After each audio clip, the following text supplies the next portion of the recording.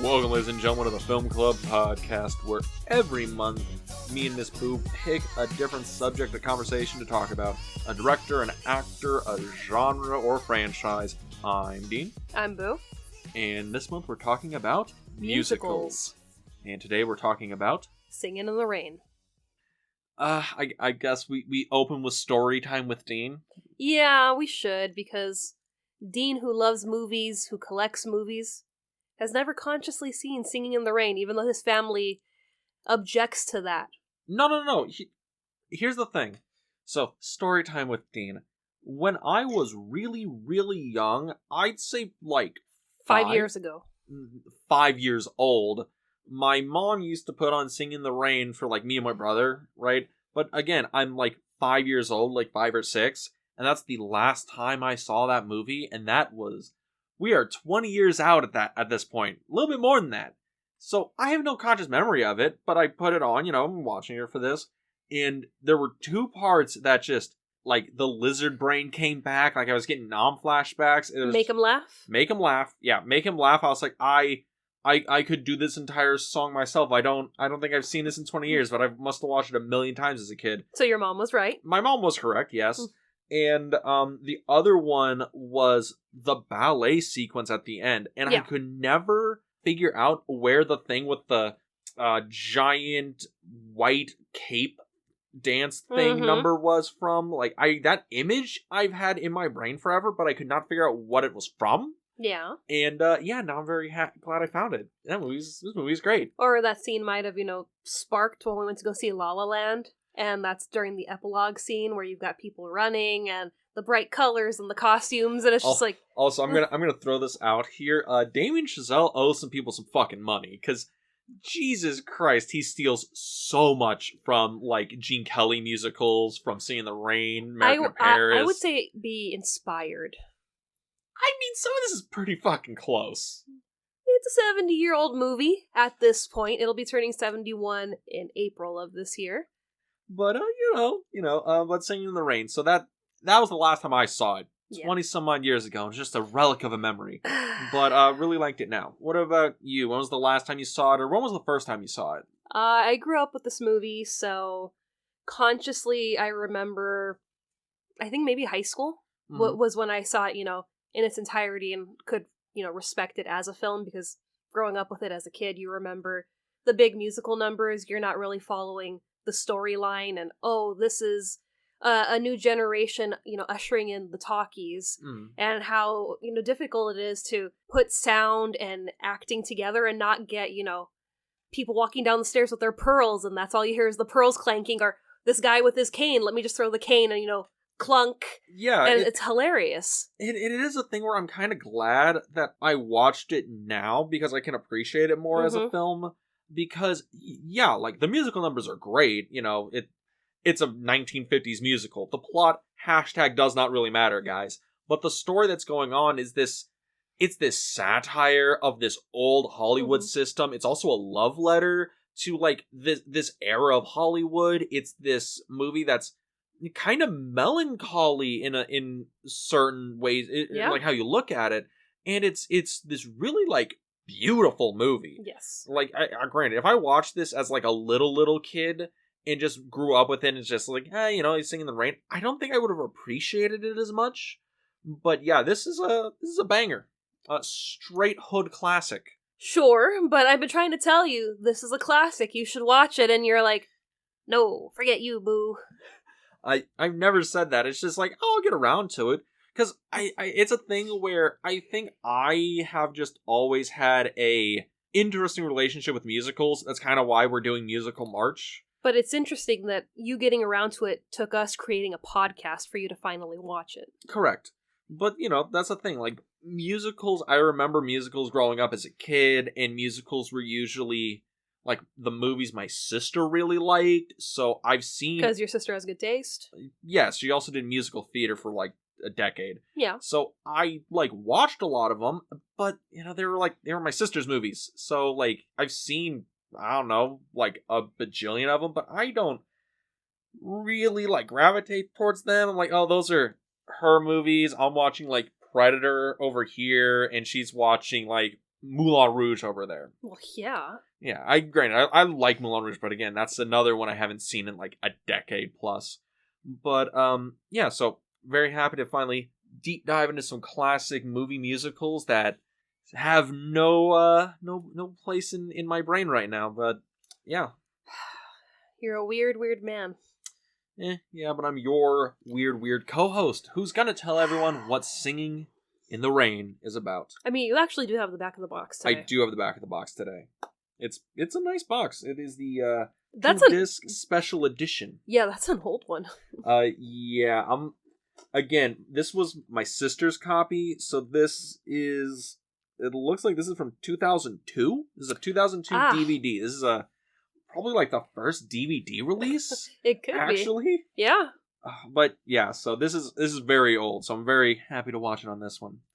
So, what Singing in the Rain is about, generally, on the back of the box here, is silent movies are giving way to talking pictures, and a hoofer turned matinee idol is caught in the bumpy transition, as well as his best buddy, I can't read this box, the prospective Lady Love, and his shrewish co-star. And when their first sound movie starts to look like a flop, they scramble to salvage the film by transforming it into a musical. But the catch in the plan is that the leading lady can't sing. Or dance, or act. Nah, she's a good-looking face. She's a triple threat. Exactly. And honestly, I think that's an interesting thing about the movie, is it's kind of a satire of that old school silent era of Hollywood where you did have actors and actresses who couldn't really do anything. They just looked really good on camera. Yeah, they were pretty, and then that's kind of the sadness of this movie is that this did happen. You know, these characters are fictional, obviously. Yeah. But there were a lot of actors that once the talkies came around, they were out of work because their voices didn't sound right, didn't match their face. Or the first batch of movies they did were written horribly, and it just made everyone think they couldn't act. Yeah. This is also a thing where this being a movie about the transition of Hollywood makes it a very interesting movie because it's a Hollywood history movie. Yeah. The Academy loves Hollywood histories. We do. And it was only nominated for 2 Academy Awards, and they didn't win. What were the 2 nominated? Best Supporting Actress and Best Music. Yeah, I guess, but they didn't. Oh, wait a minute. Didn't American in Paris sweep like the year before? It did, and a lot of people, which was surprising, was when this movie came out, they felt like this was a rip off of An American in Paris. So they're like, well, why are we going to take this movie seriously when he already did something like this? And it's like, no, wait.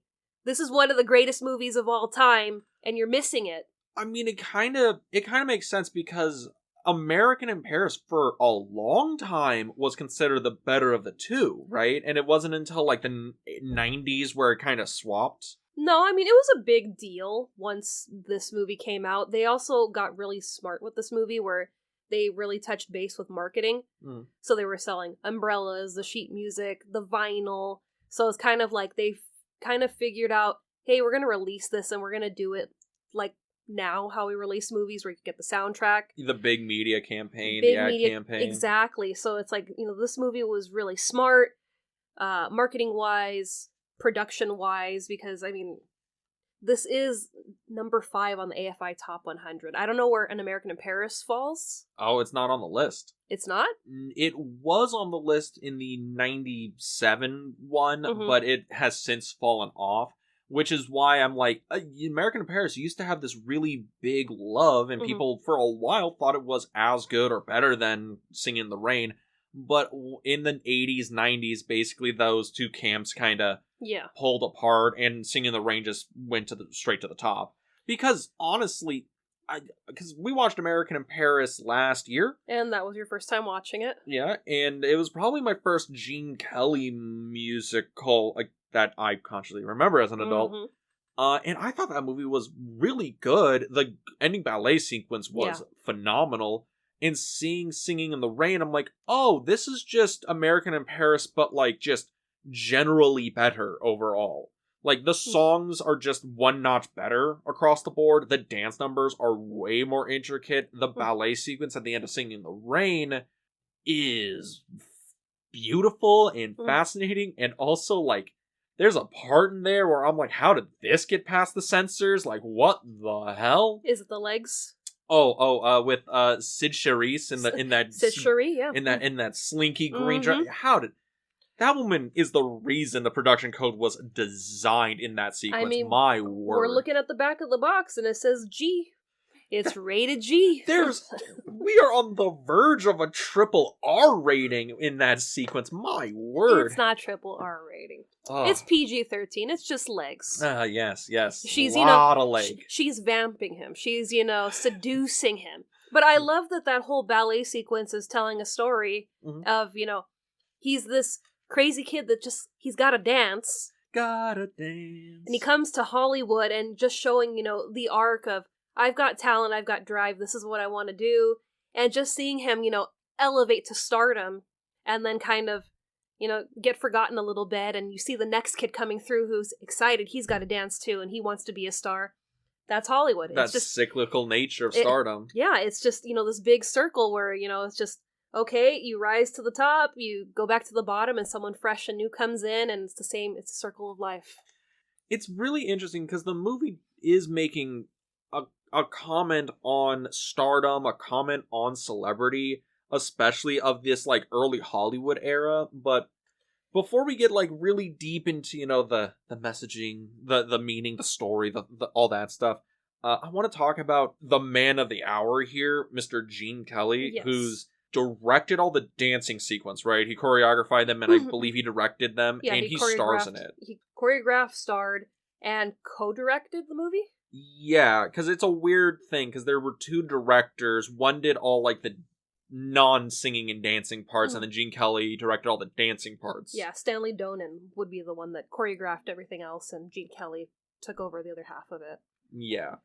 But what are the merits of your Gene Kelly movies? Like, what stands out to you about a Gene Kelly musical or a dance movie that maybe a Fred Astaire, Ginger Rogers movie doesn't?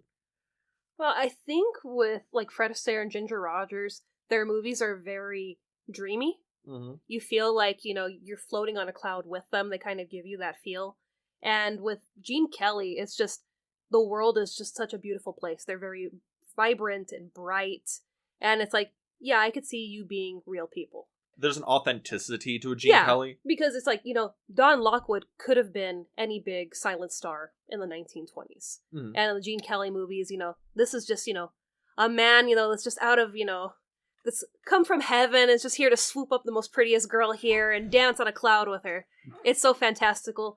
But that Fred Astaire does have, some ties to this movie. I do know that. I was doing a little bit of research on this, because after I finished the movie, I was like, oh, so I guess this is now in my top 10 favorite films of all time. So wow, okay. No, this movie is fantastic. Yeah. So I started digging in. I may have watched it again today before we started recording. It's pretty good. It's pretty good. This is one of those kind of movies that I absolutely love, but I won't watch it for long periods of time because I don't want to ruin it. And it's just, this thing of when you finally get it again, it's like, no, it's perfect. It's the most feel-good movie I think I've ever seen. Even though, there's pitfalls in it and, there's sadness, but it's... Yeah, there's parts of it where you're like, oh, okay, maybe that sequence doesn't, like, wholly work, or maybe this beat doesn't, like, land well, but the movie as a whole is just such fucking sugar and pixie sticks and joy. It's wonderful. But, Fred Astaire... Right? Yes. Now, Fred Astaire, he does have a little bit of a tie-in with this, but I still wanted to kind of talk about that dichotomy, because Gene Kelly and Fred Astaire, that was always that argument going on, where which is the better dancer, who's the better choreographer, who made the better movies, and they're both very different film presence, right? Yeah. Fred Astaire's very, he's tall and he's kind of wavery. He moves his body very... He floats. Yeah, he floats. Gene Kelly feels like he uses every bit of his body. He's incredibly physical. Mm-hmm. Every muscle and every movement he makes is very, pointed and purposeful. I can speak English, I swear to God. You're so excited about this movie. It's very lovely. And in his like ballet sequence and when he takes like Debbie Reynolds and they have that dance in the soundstage, which is just beautiful. Yeah. It's like I can see why people just gravitate towards Gene Kelly, because everything he does looks so incredibly difficult, but he makes it look so effortless. Yeah. Where Fred Astaire makes everything look so effortless and light, and you don't realize how fucking complicated that shit probably was. And I think that's like the difference between the Gene Kelly and the Fred Astaire here. But yeah, so Fred Astaire's involvement in the movie. Would you like to tell everyone what Mr. Gene Kelly did to Debbie Reynolds? Yeah, I mean, Debbie Reynolds, let's give some backstory on Debbie Reynolds. I absolutely love Debbie Reynolds. She reminds me a lot of my grandmother. But at the time of the movie, she was 19 years old, living in Burbank, and I guess she would like get up at 4 a.m. to commute to the studio to make this movie. And she was a gymnast, so she wasn't a professional trained dancer like Gene Kelly and Donald Donald O'Connor. Basically everyone else in the movie. Yeah, so it was a thing where Gene Kelly was kind of like, you brought me a girl that can't, dance. I'm gonna have to teach her how to dance, because I mean, it's one thing that you'd have to teach her the choreography that you're coming up with, but you have to teach her from the ground up. Yeah, because it's like, she could do like some of the basics, but not to the Gene Kelly level where he knew just about everything about dance. At the time, he was considered the greatest screen dancer alive. Yeah, I think so. It was an issue where he would basically lock her in a room and just you're gonna practice this routine over and over. And I mean, there was times where her feet would bleed because she was just dancing for so many hours a day. And, he was just really, really pushing her. So I guess one day she hid under a piano. And, a man asked her, "Are you okay down there?" And she came out, and it's Fred Astaire. And it's like, oh, sure. Fred Astaire, he's just here. And she explained what was happening. And he offered to train her, So apart from being taught by Gene Kelly, she was also taught by Fred Astaire how to dance. That's an interesting thing because, we've heard stories of very demanding directors, very demanding people in the film industry, right? Gene Kelly, he's one of these people who, when you watch his movies, everything looks like, oh my god, it looks so perfect and so effortless. It looks, how did he do these in like one long take? Yeah. And then you realize, oh, it's because he drilled everyone. Like, this was the army for weeks and weeks and weeks until it was perfect. And Fred Astaire was like the same way. And it's a really interesting to see that because, perfectionism, you kind of want that in like an artist because, that's like integrity to their work. And they know like what's on screen is forever. Yeah. Like our pain is temporary. The screen lives on. And I appreciate that, but Jesus Christ, the stories I hear of Gene Kelly, he is so mean to people. Oh, yeah. I mean, especially in this movie. And that's why it's kind of hard to read those things because it's like, this movie is so perfect. And then, having to hear how incredibly rough he was on Debbie Reynolds and Donald O'Connor. And it's like, I get it. You're a perfectionist and people aren't seeing what you're seeing and what you envision.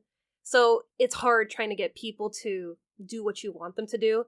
And at the end of the day, yeah, it's going to look, beautiful and flawless on the screen, but it's like, you got to curb it a little bit. You got to be a little bit more understanding that, people aren't up to your level of what you've trained to do. And this is different than what, like, Kubrick did, right? Yeah. Where he's like, I'm going to make him walk through the door 100 times until he gets it right.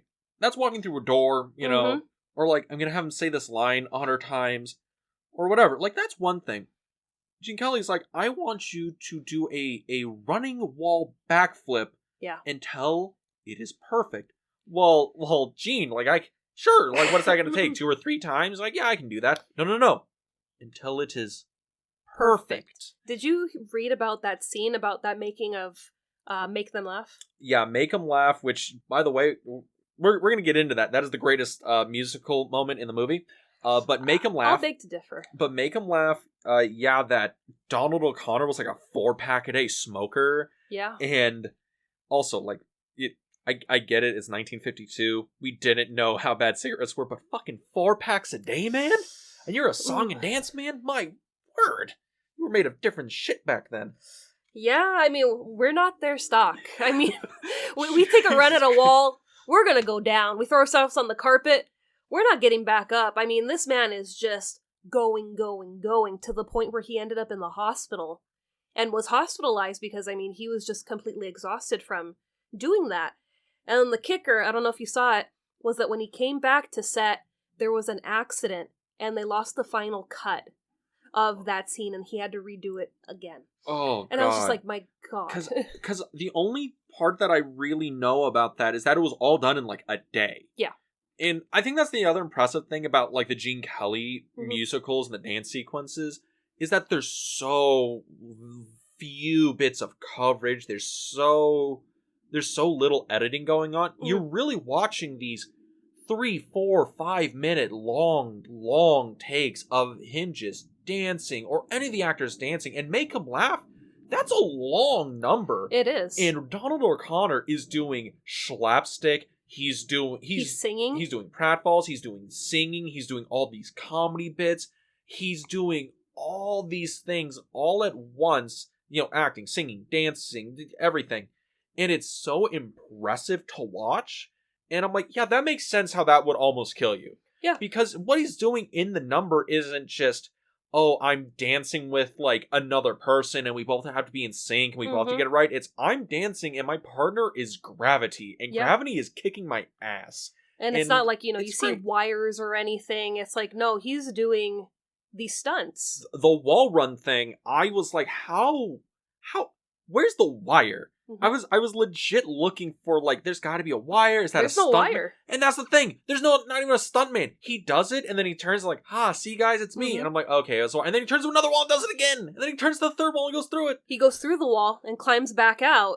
And it doesn't cut. There's not a cut in that whole, like, last sequence. That's why, you know, in interviews, Debbie Reynolds said that, you know, in her lifetime, the 2 hardest things she ever had to go through was childbirth and making this movie. And it's like, yeah, I can see it. I mean, beautiful movie, iconic movie, but just, you know, the physicality of surviving this movie. And that's the Gene Kelly director, right? And basically everything I've seen, like, outside of his work, he was, like, you know, a normal guy, but he did not cut any corners as a director of these dance numbers or of these sequences. No. And it's like, it pays off on screen. Yeah. I mean, we're talking about this movie 70 years later. Almost 71, yeah. So, I mean, it paid off for him. But, you know, him as also the star. Like, he's not just the director and the choreographer, he's also starring in the movie. Yeah. So, Gene Kelly, he's not Brando. He's not Humphrey Bogart. He's not like a great thespian. But, my God, this man is dripping charisma. Oh yeah, that I don't think is matched even today. He can hop from a car, jump onto a trolley, and then jump into another car. That's like a straight up Indiana Jones movie, and it's all in one cut. And look charming in a torn up tuxedo. It's like, you know, even, you know, all disheveled and everything, you're still incredibly handsome, and I wouldn't kick you out of the car. Of course not. Ooh, if young Gene Kelly rolled up into your car or whatever as you're driving down the I-5, you're just like, oh, where would we want to go, Mr. Kelly? Please. Beverly Hills? Okay, let's go. Yeah. But Gene Kelly as like an actor, right? Because this is in 52? Yes. So is he a great actor or is he just a great screen presence? I think he's one of these actors where you're like, oh, it's Gene Kelly. It's not, you know, like a Daniel Day-Lewis where he, you know, completely turns into whoever this character is. But I think it works in his favor in this movie because Gene Kelly is a movie star. He's portraying a movie star in this movie. But you can see, you know, the gravity of his character where it's, you know, he's this larger than life. I'm at the premiere, you know, look at me. Let me tell you my life story that really isn't my true life story. I love that opening sequence where it's, you know, always dignity. I remember that motto, always dignity, when I was learning in vaudeville, and it shows him playing in, like, saloons. Yeah. Where he's like, when I learned to dance at the finest dance academy, and it's him at a hoedown. And it's a bull hall, and, you know, yeah. They're dancing for pennies, and they get thrown out of there, and, you know, my parents taught me about Moliere, and him and his friend, Cosmo, they're sneaking into the movie theater to go see a free movie. And I think that's another like satire and also a commentary on this older era of Hollywood where the publicity, where it's like, oh yes, Clara Bow, she was this woman we discovered on this, paradise in New York City. She's this Manhattan, blah blah blah. Or like Lillian Gish, like, oh, she was this or that or whatever. But really, oh no, they grew up in like Kansas City and they won a contest and that's it. Like they grew up on a farm and they were pretty. They took the train down here and hoped for the best. Probably something I haven't told you, but I actually have a tie into this 1920s old Hollywood. My great grandfather was actually an extra. Oh, really? Yeah. So we've been kind of. Was he in the Jazz Singer? No, that would be very interesting. I don't know how we could find it. Maybe there's like a database somewhere, but yeah, he used to, be an extra in movies, and we're not sure what movies it was, but yeah, he would travel to California and he'd do movies, and he'd go back to Texas. So yeah, we're gonna work and see if we can find him.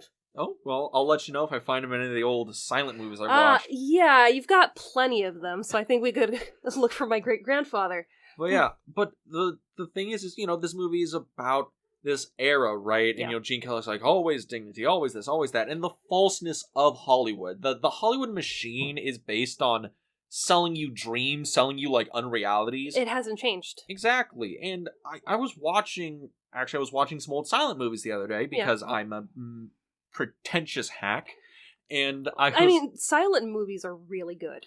Yeah, but I was watching like Battleship Potemkin and the Passion of Joan of Arc, which really good movie. I'll leave it at that. Passion of Joan of Arc is a really good movie. Oh, Great performances, but that's like, yeah.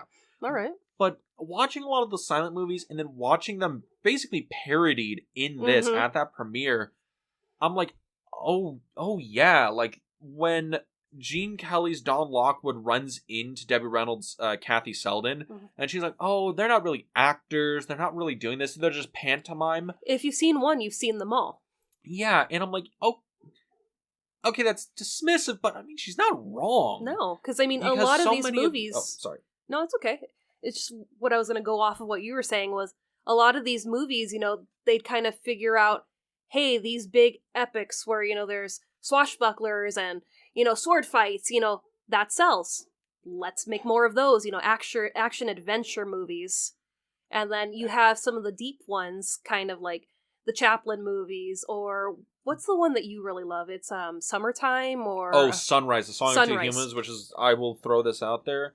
If you have not seen Sunrise, the Song of Two Humans, it is free on YouTube, on Wikipedia, anywhere. It's public domain. It is literally one of the greatest films ever made.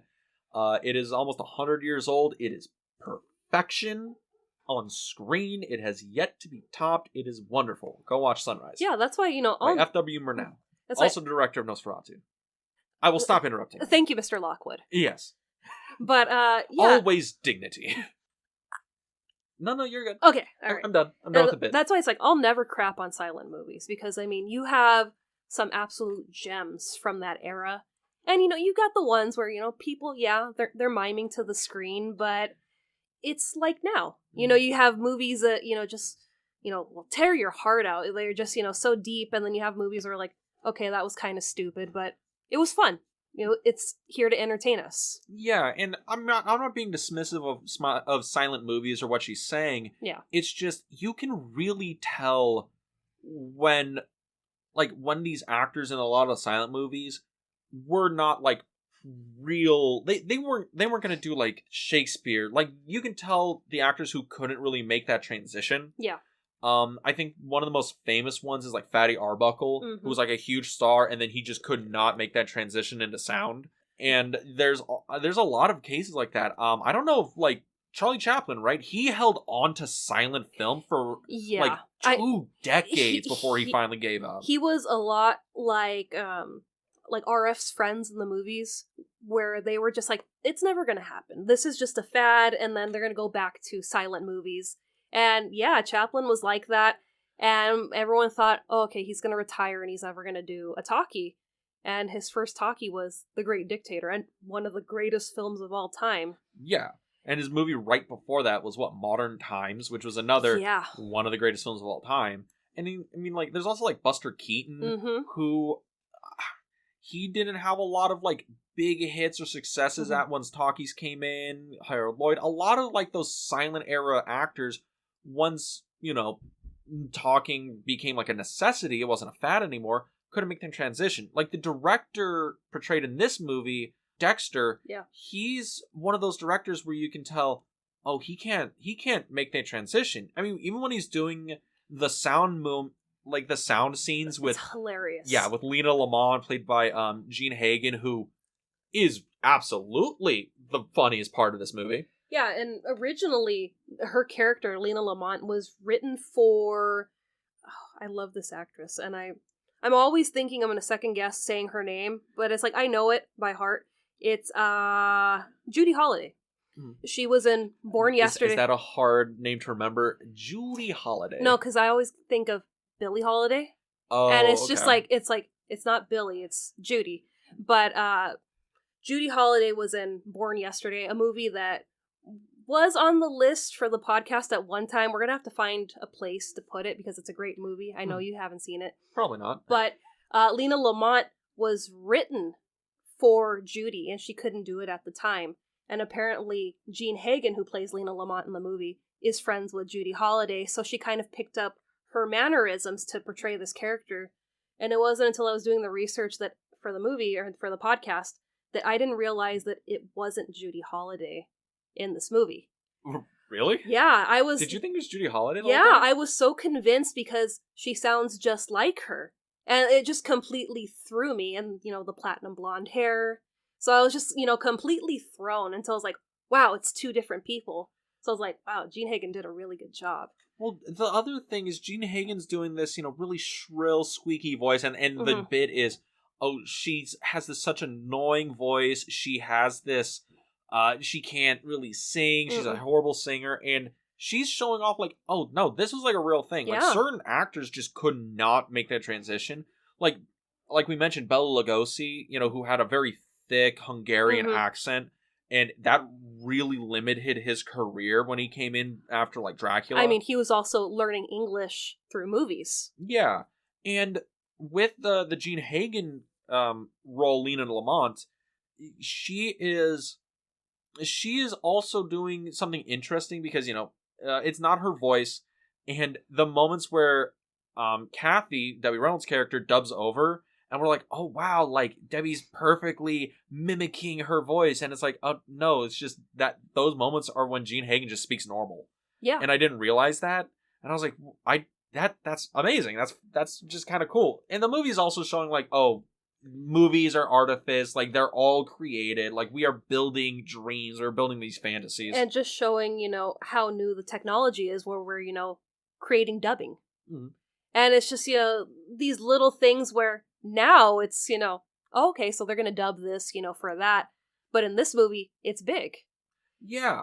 I got a question for you. So, silent movies, and this movie's talking about them, and kind of what was lost and what was gained. Yeah. You know, we lose Lina Lamont, but we gain Kathy Selden. Yeah. We lose this pantomime, very expressionistic film style, but we gain dialogue in a more theatrical sense. Well, in your opinions, like, is this movie sad we lost the silent films, or is it excited we got talking pictures? I think it's a little bit of both. You know, it's sad for the actors that we lost because they just couldn't transition into this new era. But, you know, if we didn't get into this new era, we wouldn't have a lot of people that we have today. And throughout the 50s, the 60s, the 70s. You know, just that transition of film. I mean, it's evolution of Hollywood. I mean, right when you see that they start to get sound and then they jump into, you know, these big Technicolor and, you know, musical numbers, and it's just kind of like overload when they kind of cram it together. Oh, what was that? Beautiful Girls? Yeah, when it transitions into Beautiful Girls. At first, I thought, why is this in the movie? This makes no sense. And then it, like, dawns on me. I'm like, oh no, this movie's commenting, like, these were these old Busby Berkeley's, like, early musicals where these big lavish sets, and that's a Bugsby Berkeley number. I swear to God, I can do names today. I mean, they even mention, like, Ziegfeld Follies and Ziegfeld Girls. That's, you know, huge movies, and it's just, at this time, because I thought it was kind of ridiculous when we get to the good morning scene, and they're talking about, let's turn this into a musical. We have 6 weeks. We can do this. And it's Jesus, tap dancing. and Christ. it's like, you think now in, movie making, that's ridiculous. You have a movie that's coming out in 6 weeks. You could never film scenes and then just put it in there and send it out to the public. That would never work.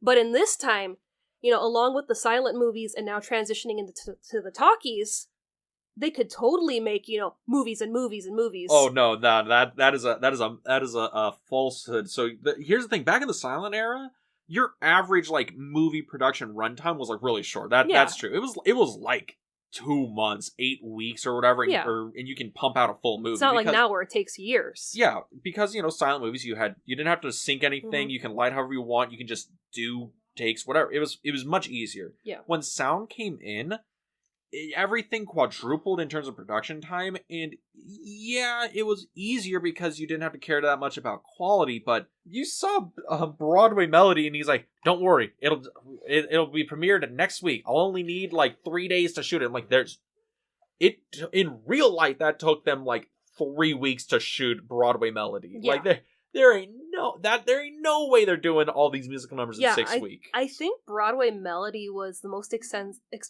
Most expensive? I think Broadway Melody was the most expensive scene in the movie. Wouldn't surprise me. But that's the thing, right? The movie is a fantasy. Yeah. And that's the thing about musicals. Musicals are just fantasies. And it's so interesting in Singing in the Rain. It is absolutely a fantasy and this kind of love letter and satire of this era, mm-hmm. of this transition.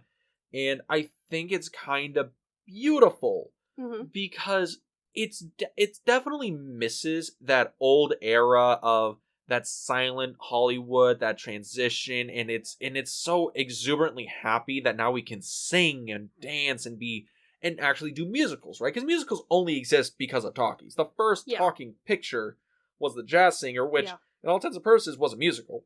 Yeah, and I think it was interesting. Like most movies, the music was written before the script was actually written. So once they got writing, the writers actually bought a house in Hollywood that belonged to a former silent movie star that just couldn't make the cut once talkies came out. So they're kind of like, let's use his kind of failed experience and write, this guy, let's see if he can survive talkies himself, which Don Lockwood absolutely could. Yeah, and in the movie, it's interesting you say that because Don Lockwood admits, he's like, I ain't a great actor. I can't do what you do, Kathy. Like, you're a good actress. I'm just a face. And they're like, no, but you can sing and dance. You can do that and you can be a star. And that's almost like a self-commentary on Gene Kelly. Because we said, he ain't gonna play Macbeth, he ain't gonna play Hamlet, but goddamn, that man can sing and dance. Oh, yeah. And it's really interesting how the movie kind of has this meta take even on itself in those moments and its stardom. But I wanted to ask you something, because we're a little into this. Yeah. What is in your opinion, the best song or your favorite, scene in the movie? So, it could be the same or both. It's up to you. So growing up, obviously my favorite was Singin' in the Rain. It's the most iconic. It's the most iconic. For me, we'd go to Movieland Macworld, MGM Studios. As a kid, we'd go to Movieland Wax Museum in Buena Park, and one of the installations there was Gene Kelly hanging onto the light post with the rain, and you hear the song play over. So I was like, oh, cool, I get to see that in person, so I love that. But, I think in high school when I saw this in its entirety, and still today, it's Good Morning. Good Morning? That's my favorite song off the soundtrack. That's my favorite scene. I just love, how this little dance in the kitchen turns into this full, wide-scale performance throughout the house. It shows off, like, how in sync all three of them are. It works even into the story where it's like, oh yeah, we're gonna make this into a musical, and then Debbie Reynolds, Gene Kelly, Donald O'Connor all just perfectly like melt together. They all dance together in this perfect way, and it's like, oh, you three are all in sync. And then at the end when it's broken apart, it's like, oh, But you know who's not in this and who's going to be a big problem? Lina Lamont. And that's a really good scene. Good Morning is really, really good. I mean, let alone, them hopping onto the couch to make it fall. They did that 45 times till they finally got what they wanted.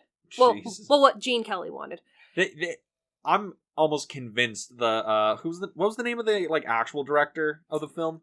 His name was Stanley Donen. I'm convinced Stanley Donen was like, Gene, we got it on take 3.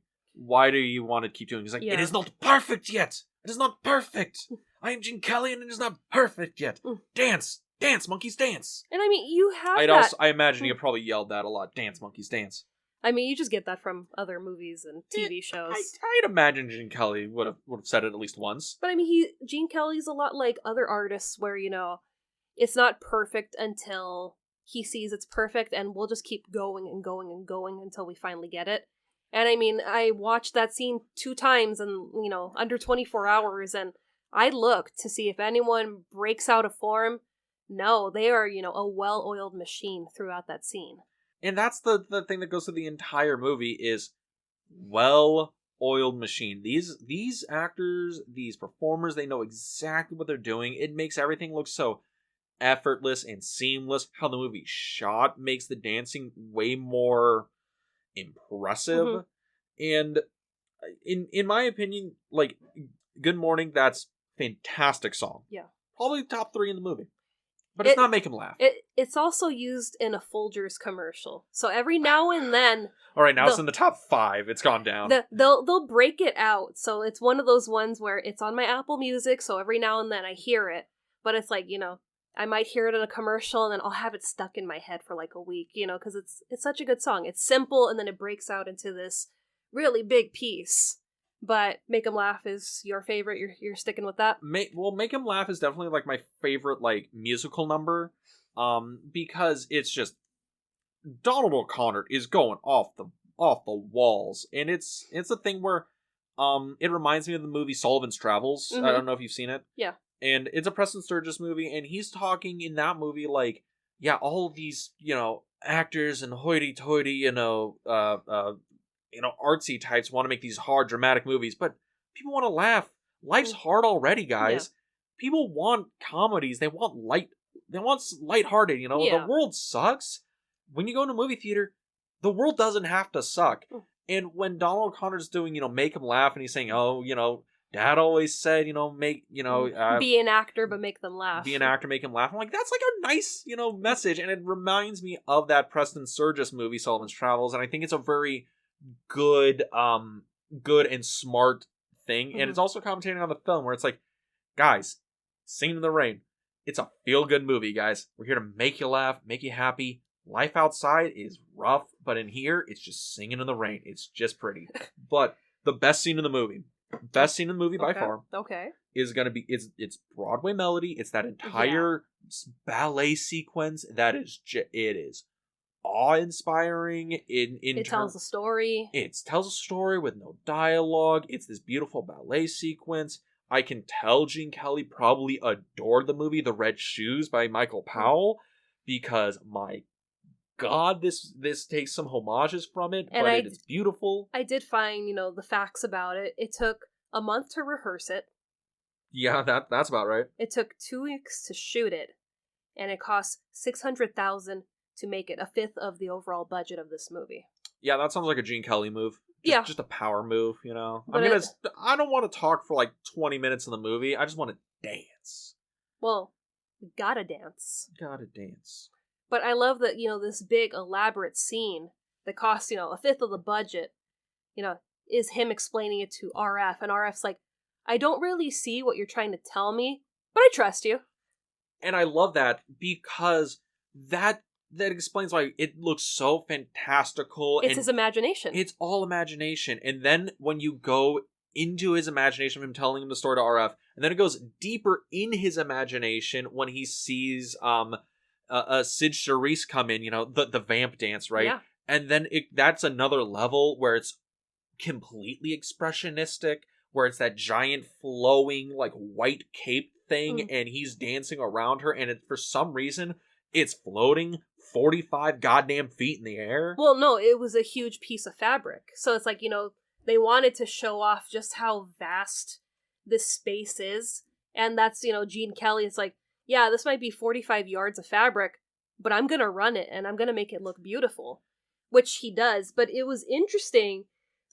Originally, I think they wanted Debbie Reynolds to be part of that scene. Mm. But, Debbie Reynolds doesn't give off the vamp vibe. Well, also, the complexity of that dance sequence. Yeah, she that probably would have actually killed her. Yeah, I know. There was no way that he was going to be able to teach her that in 2 months, because that was just, that would be brutal on someone that's fairly new to dancing. Mm. But actually, I can't think of her name. He wanted his co-star from An American in Paris. Yeah, I got her name right here. Leslie Caron? Yeah, he wanted Leslie Caron to be his, star, in this imaginative scene, this dream that he has. But apparently she was attached to another movie at the time. And she was probably like, Gene, I would love to, but I really, really can't. Hangs up the phone. Oh, God, I can't work with that man again. Oh, he almost made my feet bleed the last time. I can't do it again. I have the sense that Gene Kelly probably didn't work with the same people very often. I don't know. I haven't really deep dived into his catalog of movies. It's like, I've seen like some of the big ones. I know he taught Frank Sinatra to dance in Anchors Away. Mm-hmm. And he had said that, it was easier to teach him to dance than Debbie Reynolds. I think he probably said that to Debbie Reynolds to make her feel bad. Oh, yeah. And there's interviews later where he's like, I don't know how she's still friends with me after everything I put her through. And it's like, dude, be nice to her. She's one of the nicest women ever. I know, but it's also like, you gotta love this, the Gene Kelly mentality of just we're gonna get it fucking done, damn it. He's fucking chain smoking over there. It's like 5, 6, 7, 8, da da da da da. I love that. I love that perfectionism in this movie, which is so light and it feels so loose and fun, even though the script's pretty tight. Yeah. But there doesn't seem to be anything bulging out. There doesn't seem to be anything missing or anything that seems wonky. It just works. There's no fatty pieces where you could think, this scene's running a little too long. I think you could snip that out of there. I mean, Moses Supposes is a little much. Yeah, I mean... That's the weak spot of the movie. If the weakest spot is a 7 out of 10, that's still pretty good. Yeah, I mean, that's not my favorite song of the movie, but I guess that was the most difficult scene because Donald O'Connor had to dance in unison with Gene Kelly. So it was like, him ending up in the hospital, he was like, yeah, that was not great, but having to learn the same choreography and dance at the same time as him, that was harder than going to the hospital. And I'm like, I would think, doing backflips off of walls, going through drywall, and throwing myself on the ground would be more painful, but yeah, if you gotta be in unison with Gene Kelly and you're not, and he's yelling at you because you're not in unison, yeah, that would be rough. I know Gene Kelly is on screen doing the dances, but I'd also like to imagine there's another Gene Kelly off screen with a shotgun. He's like, don't worry, Donald, you break your leg, it ain't gonna be a long night for you, it's okay. No, I'd seen that. It's all jokes, Yeah, no, I know. But I'd seen an interview with Donald O'Connor where he was explaining, he's like, I'm not trained, at the level that Gene Kelly is. He goes, but in my dancing, it's a lot of my legs. And with Gene Kelly, it's everything. He's using his entire body. So he was like, I had to learn the choreography, but I also had to, learn how to use my arms and, kind of tie in everything together and not piss off Gene Kelly. That is the theme of this episode. We're trying our best not to piss off Gene Kelly. Don't piss him off. But what else do you got? What else do you want to talk about here? We definitely have to talk about, the most iconic scene of the film. Singin' in the Rain. And did you know that Singin' in the Rain, the song, this isn't the first time it was ever used in a movie. Really? This is the 7th time. Fucking what? Yeah, this song was written in 1929. Okay. I have it somewhere. By Arthur Freed, and I guess he was writing a musical or a play with the same title. I know Arthur Freed produced this, and his concept for the movie was, I have a lot of these songs in my back catalog, and I want to get some more, juice out of them. So here's a bunch of them, put them in a movie, and we'll go from there. Yeah. So this was the 7th time that, the song was used. I think it was first used in the Hollywood Review of 1929, Babes in Arms, lots of other older movies. I think even Judy Garland sang this song in Little Nellie Kelly in 1940. So this song has been around for a very long time. But, I mean, when you think of Singing in the Rain, you think of Gene Kelly in the rain, singing and dancing, completely drenched. Or you think of, Malcolm McDowell playing Alex DeLodge in A Clockwork Orange, but that is a very different scene. Yeah, different, but I like to think that we think of Gene Kelly. I mean, the Gene Kelly version is over the credits of A Clockwork Orange. It is. Have you seen A Clockwork Orange? I have. Have you? I have. All right. Well, I'm watching you, kid. I know. But, this song and sequence just goes to, how strong an actor and a performer that Gene Kelly was, because he was sick during this shoot. I think this was shot in the summer, and he had like a fever of 103, completely drenched. I don't know how many takes he did of this, but you wouldn't be able to tell that this man was ill. No, and see, that's one of those things where I don't know how much is Hollywood legend and how much of it is fact, because I've heard that story a bunch of times where I've heard, Gene Kelly, he did it and he had 103 fever, or Gene Kelly got food poisoning and he had to do it the same day. I've heard, Gene Kelly, when he was doing Singing in the Rain, he like had a broken rib. I've heard a lot of like stories about that. Well, but I guess there was something wrong with him and he still powered through. Yeah, I've read it, many a times, because that's one of those like old Hollywood facts that likes to, be repeated a lot because it's such an iconic scene. But yeah, I was watching a documentary about the making of the movie, and Debbie Reynolds was, no, he was sick, and they had to shoot that day, and he was like, okay, I guess we're gonna shoot it until we get it. And it's like, man, this guy was a powerhouse. It's like, well, it's probably one of those things where Gene Kelly probably couldn't be like, I'm not feeling good, I'll take the day off. Bro, Donald O'Connor is still in the hospital. Debbie Reynolds' feet are bleeding. Fred Astaire is comforting her in the concession hall. Gene Kelly's probably be like, yeah, I guess I gotta do it, or I'm kind of a hypocrite.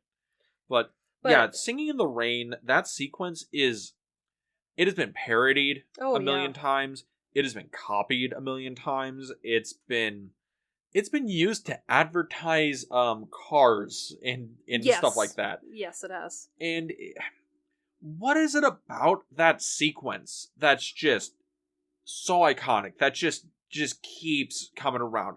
How I can hum that tune now and people will be like, Singing in the Rain. In the Rain. Yeah, like, how is it that moment in the movie, which is it's probably like the 3rd or 4th best song in the movie, why is it the most iconic? It just is. I mean, even in the lyrics of the song, I'm happy again, and I think maybe it's just those parallels. It's a dark, stormy night, and you would think most people would be annoyed, it's raining, I'm getting wet, I just want to go home, and he's the flip side where he is just over the moon in love, and it's like, it's raining, I can't tell, it might as well be sunny outside, that's how happy and excited I am about life, and I think that's why it resonates with people, because it's just a happy song, and he looks so happy in that moment that you're like, okay, this works. It's like, I totally want to be out there jumping in puddles and singing in the rain.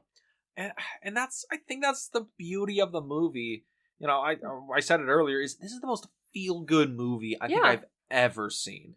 Like, I can't imagine watching this and not being like, life ain't that bad. Everything's kind of, everything's just nice, I'm just singing in the rain, Yeah, even when you feel like, the chips are down and, I might not recover from, what's happening to my career. And it's like, no, he found love. And it's like, okay, I'll figure it out. It's going to be all right. I have her and she makes everything better. But the technical side of this, because we were talking about Hollywood rumors and, was he sick? Was he not sick? Another rumor was that they were putting milk into the water so that the water was more visible. That I know is some bullshit. Yeah, because it's easier to just backlight it to get the light better. Yeah, so I had seen, I guess this interview was like from 10 years ago, and it was, I didn't get the guy's name, but he worked on the movie, and he goes, yeah, we didn't use milk, it was all water, and this was filmed at MGM, so this is Culver City, now Sony Studios. Yeah. I was wondering what happened to MGM, but apparently they used so much water in this scene that they affected Culver City's water flow that day. So people were reporting, hey, my water levels are really low, what's going on? And they're like, oh no, they're back to normal, which, they're probably taking a break or resetting. And then, oh wait, the water pressure dropped again. What's happening? And I was just like, wow, it obviously looks like a lot of water, because, you need, those big puddles for, him to splash around in and reflecting lights off of. But it's just like, yeah, affecting the city's water supply, cool. This reminds me of a movie that's nothing at all like Singing in the Rain, but Akira Kurosawa's Rashomon. Haven't seen it. Very good movie. It's one of the greatest movies ever made. But it opens at the temple Rashomon, and it's raining, and the water's pouring down. And the same thing was said about Rashomon, where they put something in the water, make it show up on camera. Mm-hmm. But that one's true. They put ink in it because it's a black and white movie and you needed to show up better on camera. Yeah. But the other thing is, it was the same situation where Kurosawa used so much goddamn water that the neighboring provinces were like, we need to drink that. Yeah. Can you to take Kurosawa, man? Just come on. I know it's take 30, but can we roll it back a little bit? Yeah. And, so it's fun. It's kind of funny, It's like, these directors want to use rain, and everyone around was like, bro, like, we need to drink this eventually, right? Yeah, and that's what makes the scene, so impressive on a technical aspect, because this was one day or one evening. Mm-hmm. So, to affect the city's water supply, get this incredible scene done while he's possibly sick. And also, this wasn't shot on a soundstage. This was shot at the studio on one of, the back lots, the streets. They had to black out, tarp 2 city blocks of the back lot of MGM to get it dark enough so that you could just get the focus of the lights and the rain for that scene. That's the back lot? That's the back lot. So this was shot outside. Jesus, tap dancing Christ. Yeah. Okay, that's incredibly impressive. Yeah, so it's... Because it looks like it's a perfect soundstage, and then... It's not, it's outside. Jesus. I mean, don't get me wrong, it looks impressive as hell, and I guess it makes sense to make that whole long street sequence work, especially because it doesn't cut very often. Yeah. But that's impressive. I mean, I guess it kind of makes sense why there'd be a lot of issues with that, because didn't this movie have 19-hour days of shooting? Yeah, 19-hour days. I saw something with Debbie Reynolds where, talking about how Gene Kelly was a perfectionist. Apparently, he didn't let them go till, I think their workday started at 5:30 in the morning. He didn't let them go till 8 o'clock the first day at night, because he wanted to be the first on the lot to have a scene cut from their first day of filming. And it was just yeah, that's a cool flex to have, we just started our movie and we have our first completed scene done. But it's just that's a little hardcore, Mr. Kelly. But I was just okay, all right. So yeah, these were really long days. Lots of dancing, lots of singing. I would be completely exhausted. Yes. An hour in. Yes. But we're closing in on about an hour here. Miss Boo, do you have any final thoughts before we try and hit that wrap up? Well, I think one thing we need to talk about in this movie that's just as important, the look of the movie, the songs, is the costuming of this movie. Yeah, because I think people don't realize this is a period piece. It's supposed to take place in 1927. Yes, and, with this being filmed in the 50s, there were still people that lived through the 20s, remembered the 20s, so it was a thing where they needed to be as authentic as possible. So it's not, they didn't wear that in the 20s. It's not like Gone with the Wind, where it's no one's alive for the Civil War, so we can kind of dress however we want. Speaking of Gone with the Wind, there's a tie-in with this, because was Clark Gable the first choice? No. The costume designer of Gone with the Wind, Walter Plunkett, was the costume designer for this movie. Oh, really? Yes, and with Gone with the Wind... I feel accidentally smart. But with, Gone with the Wind, they had so many extras. I forget how many there are because, they are creating the Civil War, when you have that great scene where they pull out. They're just pulling backwards, that long, Oh, frame. that long crane shot where it looks like it's like, oh, there's like 40 people in frame. Okay, maybe they have 100 extras. Is that 10,000 extras across this battlefield? Yeah, so in an interview, he said that he made more pieces for this movie than he did for Gone with the Wind. How is that even possible? Because they needed to have, enough costuming for, like, the ballet dream scene, all the other scenes in the movie. There's just, so many dance scenes and, movies are being filmed throughout this movie.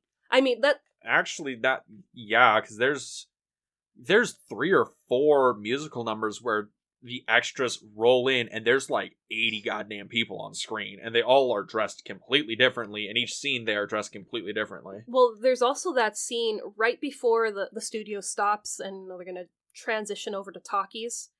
But it's when Don Lockwood's walking through the sound stages and side by side different movies are being filmed. And you don't have to worry about, bleed over of audio because they're silent films. So it's like, you have this jungle epic and right next to it, it's this football game with, the crowd and the cheerleaders, and then you have a period piece right next to it. There's a western, there's a sword fight movie, there's a pirate movie, there's all these different little crevices in your studio. And it's another thing lost with the silent era is when you could have these kind of assembly line productions, right? Yeah. Where you can just make all these movies, you can make them kind of as fast as you want, pump them out.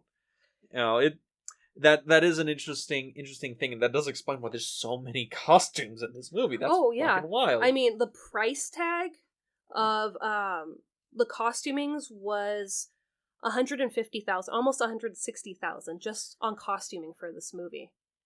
This movie cost a lot of money for 1953, 52. Oh yeah, and on its initial release, it made $7.7 million back. So, all this, money and hard work was worth it.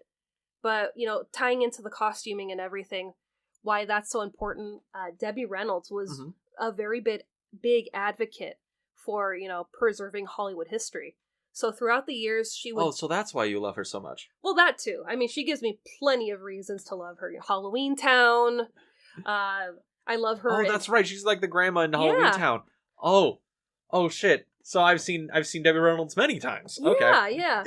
But she's always been a very big advocate for preserving Hollywood history. So throughout the years, she would buy, costumes and props because she wanted it to be turned into a museum.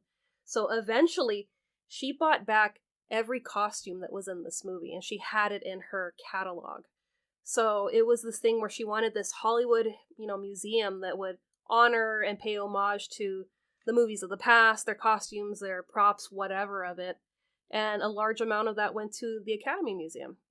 That's just nice. But they don't give her that much credit, which is kind of like, no, you gotta give Debbie Reynolds the credit because she spent decades collecting all of this stuff and it hasn't been lost because of her.